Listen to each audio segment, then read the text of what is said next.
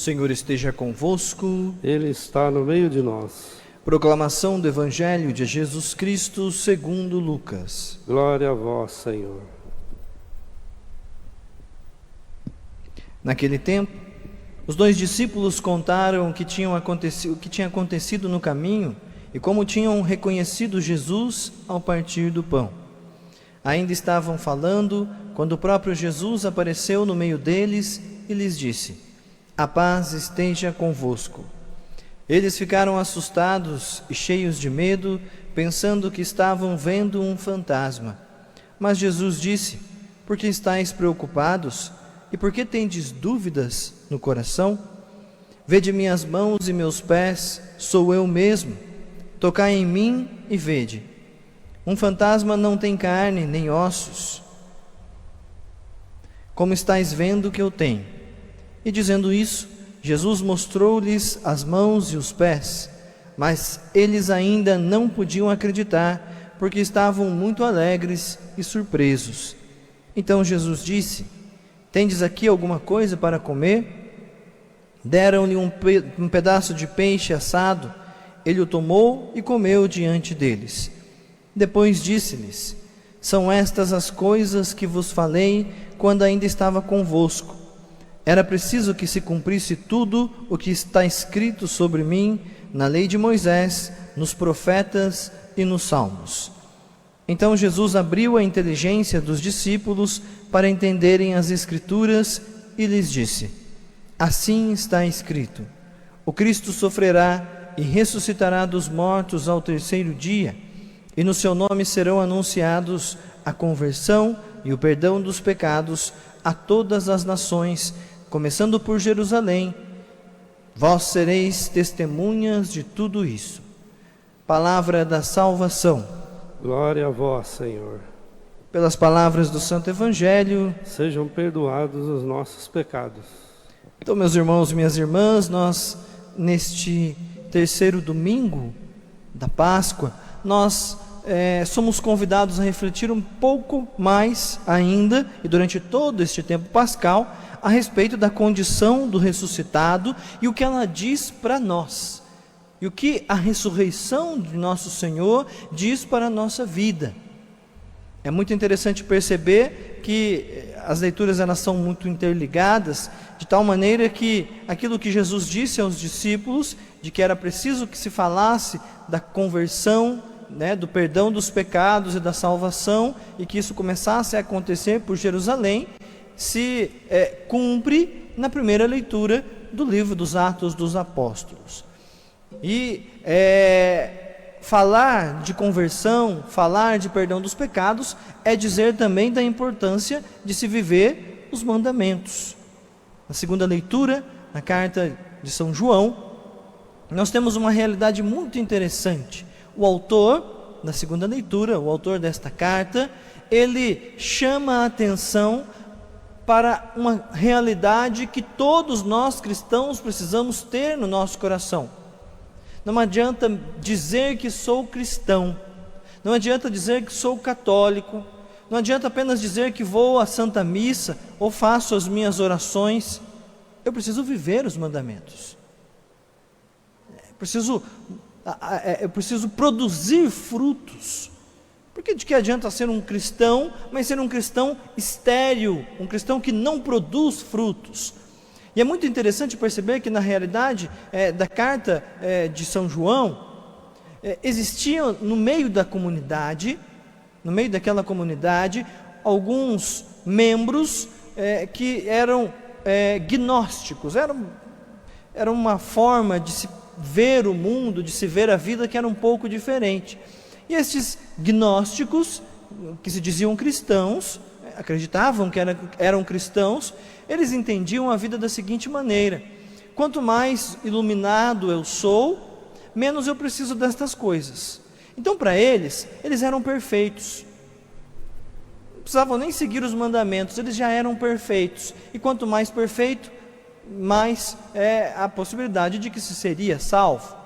Então, uma ideia errada. E aí, a carta de São João vem justamente contra esta realidade, não é? Não, não se considere perfeito, que ninguém se considere perfeito. Todos precisamos seguir aquilo que nosso Senhor nos ensina, seguir as pegadas de nosso Senhor, porque Ele, que sendo Deus se fez homem e foi obediente, seguiu os mandamentos, foi fiel ao Pai. Quem sou eu? Quem é qualquer um de nós para poder dizer que é tão bom o suficiente ao ponto de não viver os mandamentos, não viver os ensinamentos de nosso Senhor? Alguma coisa está errada, e seriamente errada. Então, é muito interessante perceber esta realidade. Quando eu me fecho e fujo para uma realidade espiritual apenas, e não trago esta fé, esta vivência para a minha vida, alguma coisa está equivocada aí. Então, eu preciso viver a minha fé.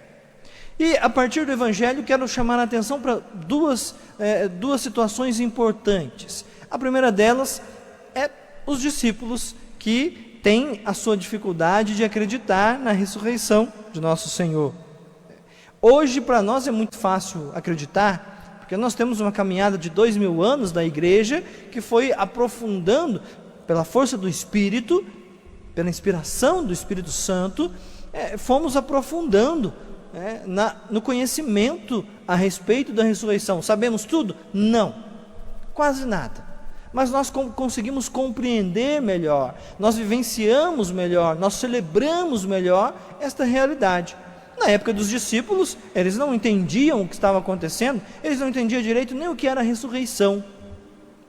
Então o que é que acontece? Eles ficam confusos.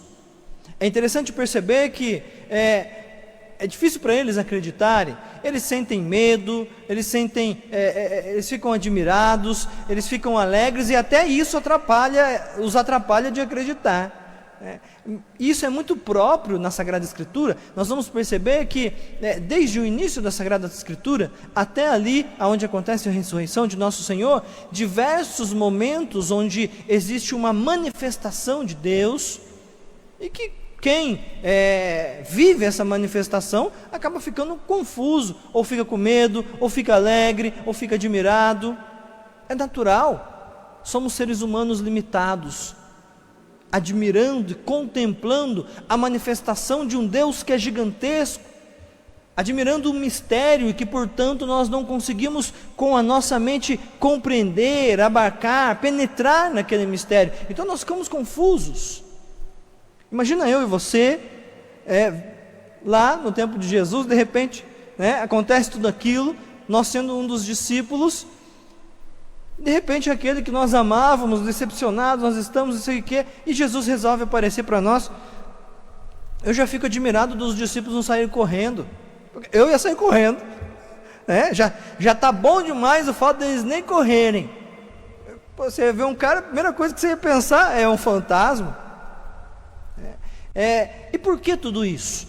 Porque, irmãos e irmãs, a nossa caminhada de fé, de crescimento na fé, na compreensão daquilo que Deus quer nos mostrar, nos revelar, é uma caminhada longa.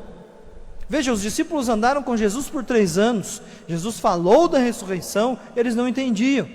Quando Jesus passou por sua paixão, morte, ressuscitou, eles ainda vendo Jesus ressuscitado, estavam em dúvida, não entendiam. Depois acompanharam Jesus ascendeu aos céus, tiveram que continuar caminhando, rezando juntos e receber o Espírito, para que aí sim conseguissem entender melhor todas as coisas, para dizer que a nossa caminhada não é uma caminhada curta, amanhã eu entendo tudo. Não, é uma caminhada de crescimento. Na nossa vida, muitas coisas nós não vamos compreendendo ao longo dela, tanto da Sagrada Escritura quanto do que acontece em nossa vida, mas precisamos continuar caminhando, como os discípulos o fizeram, mesmo sem entender, foram caminhando, mesmo às vezes sem norte, eles foram caminhando. Nós precisamos viver esta mesma realidade. Aos poucos as coisas vão fazendo sentido, aos poucos as coisas vão se ligando, e nós vamos começando a compreender as realidades que nós vivemos. Mas não queira compreender de uma hora para outra, não é assim. Nem com os discípulos foi assim. É uma caminhada de confiança, porque nós temos que confiar em Deus, que nós estamos indo pelo caminho correto, que é este o caminho certo, né? E uma caminhada de fé, de crescimento na fé e na relação com Deus. Segunda observação que eu gostaria de fazer com relação ao Evangelho diz respeito ao corpo de Jesus, às aparições de Jesus. Nós não conseguimos compreender bem, né, do que era feito aquele corpo, de como é feito o corpo glorioso e tudo mais, mas teologicamente nós temos algumas reflexões que nós podemos fazer. A primeira delas é interessante perceber que Jesus ele aparece do nada. Não sei se ele entra por meio das paredes, se ele aparece do nada, mas é interessante perceber o seguinte: isso demonstra para nós que o corpo glorioso de Cristo, ou seja, a ressurreição, diz respeito a uma vida inteira mergulhada em Deus. Na realidade, a ideia dessa aparição do nada é para nos mostrar o seguinte: existe a vida que nós vivemos e existe uma vida que é toda mergulhada em Deus. Não que sejam vidas diferentes, aqui é uma e aqui é outra. Aqui é continuidade daquilo que nós vivemos no hoje. É por isso que o hoje é importante, é por isso que o que nós vivemos aqui e agora é importante. As decisões que tomamos são importantes, porque elas vão ecoar por toda a eternidade. Então, nós precisamos viver já desde agora aquilo que nós queremos viver depois, ser todos de Deus, porque a ressurreição é isso, é vida em Deus. Mas não é uma vida que deixou de lado tudo aquilo que já foi vivido na nossa vida comum do dia a dia.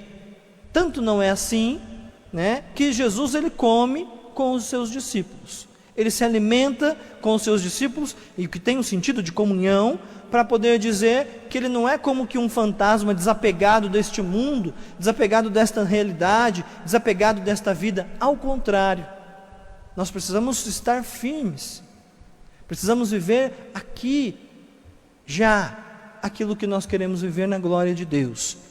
E aí eu volto a repetir, nós não podemos fazer da realidade espiritual, e Jesus mostra isso muito bem, uma fuga.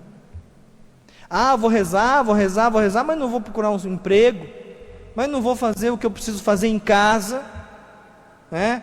Ajudar a arrumar a casa, não vou fazer o que eu preciso fazer na minha rua, na minha família, aonde eu estudo, aonde eu trabalho, não sei. Vou deixar tudo isso e vou mergulhar em Deus. Não é assim. Não é assim. Está errado. Nós, de fato, vivemos o mergulho em Deus quando nós trazemos a realidade espiritual para a nossa vida. Chega de fugir da realidade. Chega de usar Deus como desculpa, como justificativa para fugir da realidade. Assim como Jesus veio para tentar transformar as realidades, e elas vão ser transformadas no último dia, no novo céu e a nova terra, nós precisamos, a partir de agora, com a graça de Deus, fazer a nossa parte para mudar a realidade. Então não é para fugir da realidade, ao contrário, nós temos que abraçar a realidade e tentar mudar tudo aquilo que é preciso, tudo aquilo que está errado. Não é? É assim que nós vamos caminhando de acordo com a vontade de Deus. É assim que nós seguimos as pegadas do Cristo ressuscitado. Com a graça de Deus, um dia também ressuscitaremos com Ele. Louvado seja nosso Senhor Jesus Cristo. Para sempre.